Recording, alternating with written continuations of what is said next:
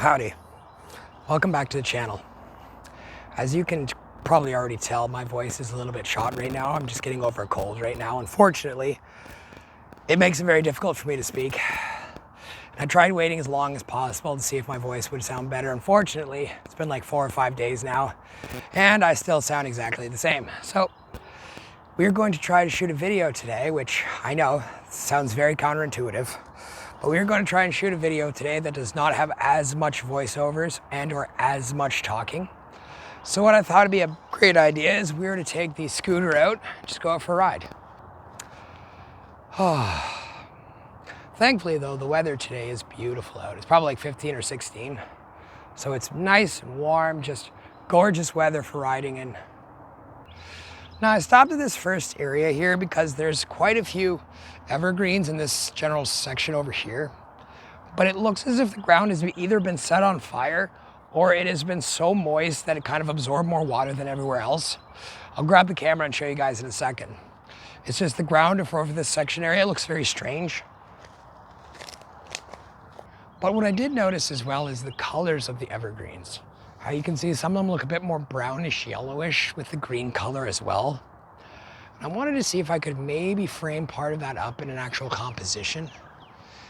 The only problem is today there are a few clouds in the sky, but it is going to be mostly just harsh direct sunlight.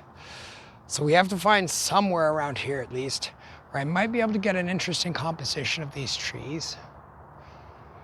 But again though, it's just the discoloration slightly of the branches.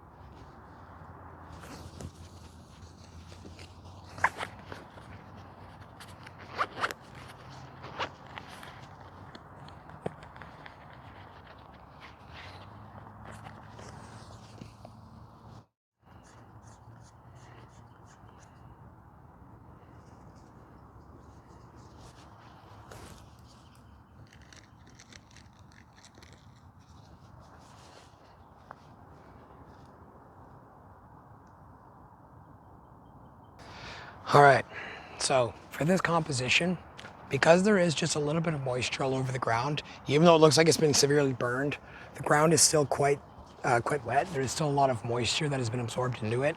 So I put on the circular polarizer just to help reduce some of the glare from some of the water, and also to help make some of the colors a bit more vibrant here, as the sun is very overpowering and it is trying to wash out a lot of stuff.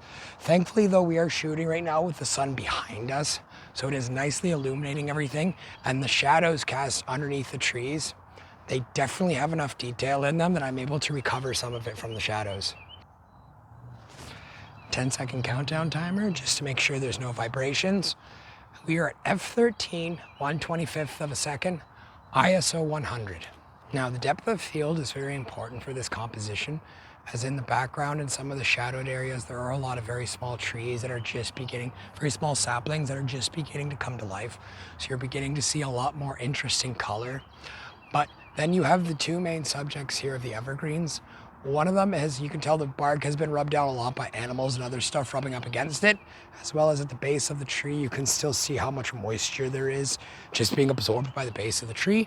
Then you also have the discolorations from the yellowish brownish. It does kind of give this a very sparse looking landscape. Like it almost looks as if nature has been destroyed here quite a few times. But then if you look through to the background, you can actually see the sap running down the trees, the pine sap, just running down the trees, creating different designs. So in this picture, as you look at it, there are a lot of very small things that will catch your eye. And then as you look at it again, you will notice a few other things that you kind of didn't really see the first time. So this picture is very interesting in that it allows you to look at it multiple times, and every time you will always catch something new with your eye. That is something very important too, whereas I do enjoy simplicity. I do enjoy just the simplest image you could possibly get, like a bit of snow, one tree, like very small, very simple, very intimate almost landscapes. But then I also do enjoy things like this, where it is a very strange scene that is kind of presented itself to us.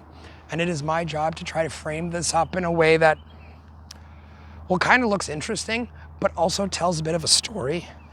Whereas you can tell people were here probably partying, enjoying themselves. Things got out of hand. A fire probably started, a little bit too much fire. And more than likely, the people had to dip out of here real quick. And the fire department or whomever else would have had to have come and then try to put all this out. And I do not envy anybody having to try to carry all that gear up here. That would be a pain in the neck. All right, well, the camera is starting to increase in temperature right now. The sunlight is very hot, and because, of course, the body is all painted black, it absorbs more of the light. And right now, the temperature gauge is already up to 3 or 4. So I'm gonna start putting all my stuff away. I'm gonna insert the photo now into the video. Let me know what you guys think about this one.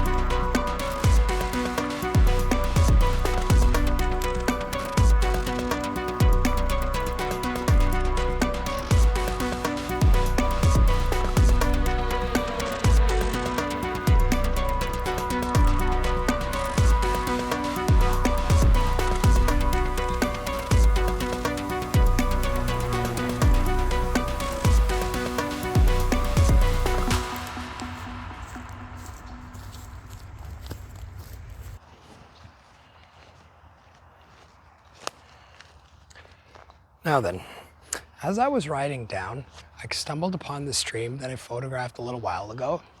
However, when I was here last, it was the middle of winter and there was really no life, really nothing, right? Just a lot of ice, a lot of everything. But as I've come back down today, a lot of the branches are actually starting to grow life now. You're actually starting to get very small little seeds and just a bunch of stuff starting to grow now. Last time we were here, we took a picture of the evergreens over there. Today though, I want to actually focus on this side of the stream. And these branches, whatever they are, as they're growing, it is beginning to life anew, and just very small little delicate little branches are starting to form. With what appear to be seeds, I'm assuming they must be seeds from this specific tree. Now, how they are overhanging and how they're kind of a little bit more distracting, I guess would be a good way of putting it. It draws your eye to it.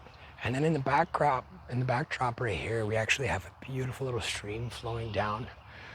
And if I could actually get it very focused on this and just throw out the backdrop, I wonder if that might actually lead to a nice photograph. I'm not quite sure how this one will even look. So I figured, well, might as well stop.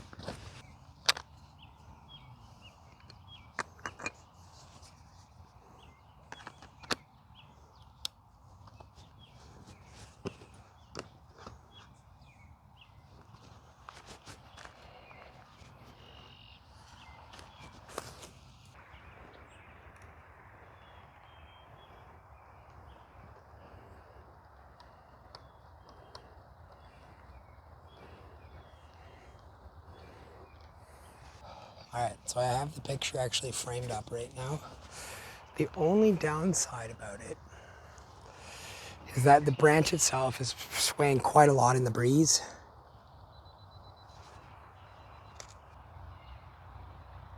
So I'm gonna try bumping up a little bit more right now to 1/320th at f5.6. Perfect. So now we have the breeze beginning to pick up again. So you can see it's moving around quite a bit. So we're just gonna give it a few minutes, let the breeze completely die down.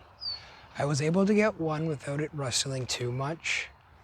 And right now I'm at f5.6, as wide open as I can get it. 1/320th of a second at 300 full millimeters, focused and just on the furthest one over there to the left. Now there is also one a little tiny bit higher, but it has more of the actual seeds kind of hanging down from the outside of it. And there's a lot more surface area to actually pick up the breeze and move around. So the one on the end that I actually went for, it has a little bit less greenery on it, which might kind of detract from some of the actual imagery. However, with there being less for the wind to be able to push against, I'm hoping that it will actually slow down a bit more. Of course, taking into account all of them are also attached together, so really it's kind of a fool's errand almost. Okay, now I'm gonna try to fill the frame a little bit more. I'm putting it towards the top of the frame. Originally I had it almost in the dead center.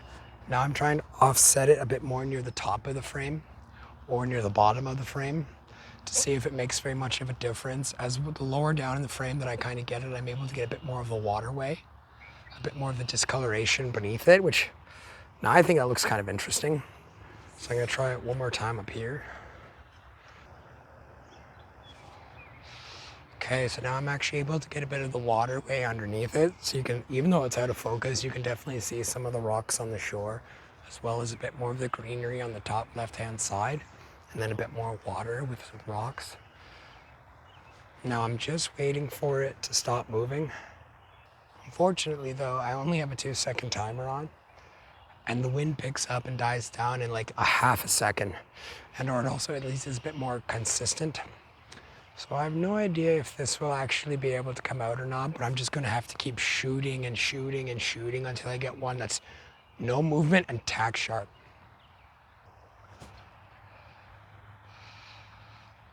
It's interesting now that the sun has gone a little bit lower down. I guess we've lowered down the elevation slightly. The heat warning now is completely gone, and instead of like 3 or 4 that I had previously now, there's nothing, so.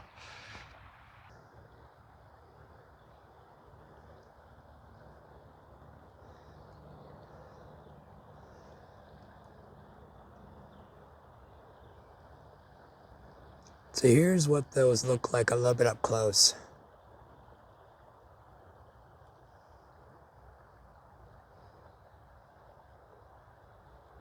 You can see just how interesting the seeds look all over it, but how very delicate they look and how absolutely just a little bit of breeze has them moving all over the place. So this one is a very delicate composition. So much so that I've probably been here for about 10 minutes right now, just filming, just changing up very small amounts of the angle, just trying to get the perfect photograph for this one. Oh, we got a beaver crawling up the river right now. Looks like a little baby beaver.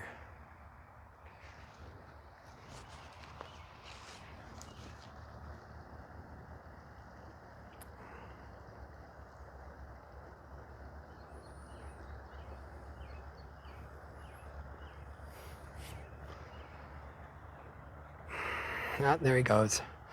Well, at least for a brief moment, we had a beaver. Although a lot of these trees, you can tell, have definitely been fell in, so beavers are everywhere around here.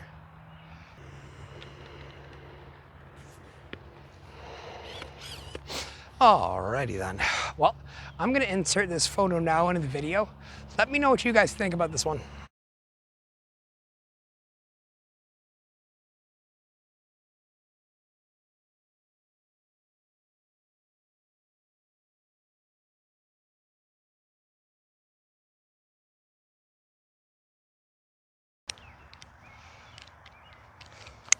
So So if you enjoyed the video today, like, comment, and subscribe down below. Let me know what you thought about the photographs, and I'll catch you guys again in the next one. Have a good one.